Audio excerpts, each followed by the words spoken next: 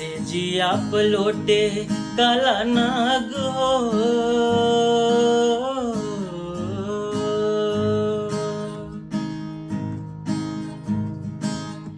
से जिया पलोटे काला नाग हो, कचौड़ी गली सुन कैला बलम हो। से जिया पलोटे काला नाग हो, कचौड़ी गली सुन कैला बलम हो। सुन कैला बलम हो, सुन कैला बलम हो, सुन कैला बलम हो, सुन कैला बलम हो। मिर्जापुर कैला गुलजार हो, कचौड़ी गली सुन कैला बलम हो।